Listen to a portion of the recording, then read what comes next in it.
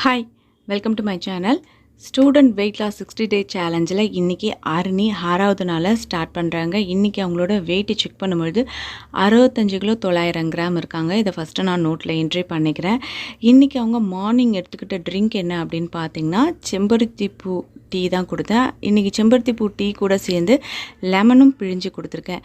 இந்த ஒரு 1 வீக்காகவே அவங்களுக்கு கோல்டாக இருந்ததுனால நான் இவங்களோட ஃபுட்டில் வந்து பார்த்திங்கன்னா மோரும் லெமனும் சேர்க்காமல் இருந்தேன். ஏன்னா கோல்டு அதிகமாகிட போகுது அப்படின்றதுக்காக.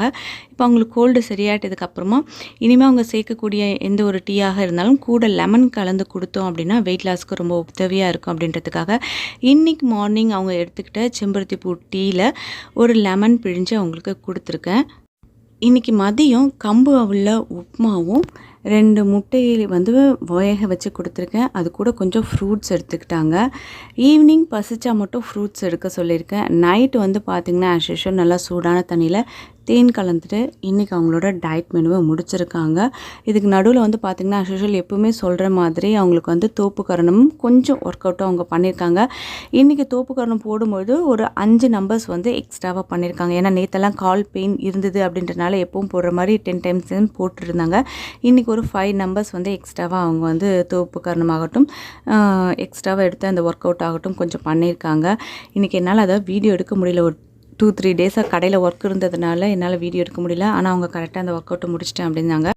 நேற்று கமெண்ட்டில் ஒரு சிஸ்டர் கேட்டிருந்தாங்க, சிறுதானிய சப்பாத்தி எப்படி செய்கிறது அப்படின்ட்டு. உங்களுக்கு வந்து பார்த்திங்கன்னா சிறுதானியெல்லாம் சேர்த்த மாதிரியே கடைகளில் சப்பாத்தி மாவாகவே விற்கிறாங்க. நீங்கள் அதை வாங்கிட்டு வந்தும் செய்யலாம். இல்லை அப்படின்னா நீங்கள் கோதுமை மாவு அரைக்கும் பொழுது அது கூட வந்து பார்த்திங்கன்னா கடலைப்பருப்பு, கம்பு, சோளம், வெள்ளை சோளம், அதுக்கப்புறம் வந்து பார்த்திங்கன்னா வரகு, சாமை, குதிரைவாளி, மூக்கடலை இதெல்லாம் வந்து பார்த்திங்கன்னா ஒரு கைப்பிடி, அதாவது அளவாக நீங்கள் எடுத்துக்கிறதாக இருந்தால் ஒரு 100 கிராம் அளவு மாதிரி சேர்த்து நீங்கள் அரைச்சிட்டு நல்லா ஜெலிச்சிடுங்க. ஜெலிக்காமல் நீங்கள் வந்து சப்பாத்திக்கு மாவு பிசைஞ்சிங்க அப்படின்னா உங்களுக்கு அங்கங்கே திரியாக இருக்கும். நல்லா ஜெலிச்சிட்டு நீங்கள் வந்து சப்பாத்தி சுடலாம். ரொம்ப நல்லா இருக்கும். சின்னவங்கள்லேருந்து பெரியவங்க வரைக்கும் தாராளமாக சாப்பிடலாம். சரிங்களா? அதே மாதிரி இன்னொரு சிஸ்டர் என்ன கேட்டிருந்தாங்கன்னா, கோல்டுக்கு உங்களுக்கு தெரிஞ்ச ரெமெடி இருந்தால் சொல்லுங்கள் அப்படின்ட்டு. இப்போ வந்து கோல்டுக்கு நான் வீட்டில் யூஸ் பண்ணக்கூடிய மெடிசன் என்ன அப்படின்றத உங்களுக்கு சொல்கிறேன். உங்களுக்கு அது கம்ஃபர்டபுளாக இருந்தால் நீங்கள் தாராளமாக நீங்களும் ட்ரை பண்ணி பாருங்கள். இப்போ கோல்டு வந்து பார்த்திங்கன்னா நார்மலாக எந்த ஒரு ப்ராப்ளமும் இல்லாமல், ஏன்னா ஒரு சிலருக்கு வந்து சைனஸ் ப்ராப்ளம் இருக்கும், டெஸ்ட் அலர்ஜிலிருந்து கோல்டு பிடிக்கிறதாக இருந்தால் கண்டிப்பாக நம்ம வந்து ஹாஸ்பிட்டல் போய் தான் அதை வந்து நம்ம சரி பண்ணணும்.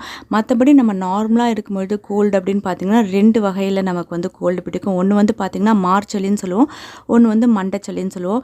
மண்டையில் சளி அப்படின்னா நமக்கு மூக்கில் வந்து அப்படியே தண்ணியாக கொட்டும். மார்ச்சளி அப்படின்னா தொண்டை கரகரப்பாக இருக்கும், நமக்கு மார்லேருந்து சளி வாய் வழியாக வரும். மூக்கு சளி அப்படின்றது வந்து பார்த்திங்கன்னா மண்டை சளின்றது வந்து பார்த்திங்கன்னா மூக்கு வழியாக நமக்கு சளிகளாக வந்து இதுவாகும். இப்போ இது 2த்துக்குமே வேறு வேறையாக நான் வீட்டில் வந்து ட்ரீட்மெண்ட் நான் பசங்களுக்கு கொடுப்பேன். என்ன அப்படின்னு பார்த்திங்கன்னா, முதல்ல மார்ச்சளி இருக்குது, தொண்டை கரகரப்பாக இருக்குது அப்படின்னும்போது கஷாயம் தான் வச்சு கொடுப்பேன். கஷாயம் மீன்ஸ் வந்து 2 விதமாக நான் கஷாயம் வைப்பேன். ஒன்று வந்து பார்த்திங்கன்னா சுக்கு எப்பவுமே எங்கள் வீட்டில் இடித்து ரெடியாக வச்சுருப்பேன். அந்த சுக்கு வந்து பவுடர் 1 ஸ்பூனும் கொஞ்சமாக வெல்லம் நல்லா சூடு பண்ணி வடிகட்டி கொடுப்பேன்.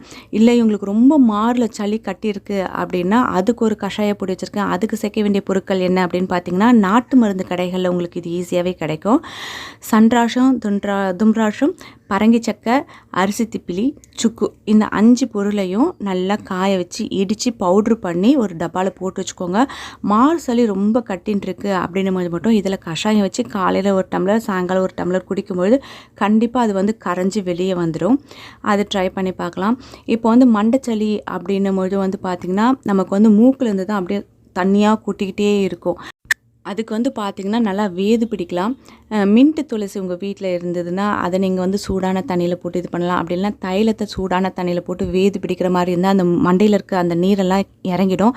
பெரும்பாலும் இந்த மண்டையில் நீர் கோத்துக்கிட்டால் தான் நமக்கு மூக்கில் வந்து சளியாக கொட்டும். அது மாதிரிலாம் ஆகாமல் இருக்கணும் அப்படின்னு நீங்கள் நினச்சிங்கன்னா, நான் எங்கள் வீட்டில் தேங்காய் எண்ணெய் உபயோகப்படுத்துவோம் இல்லையா தலைக்கு, அந்த தேங்காய் எண்ணெய் பாட்டில் என்ன பண்ணுவோம் அப்படின்னா கொஞ்சம் கற்பூரம் போட்டுப்பேன்.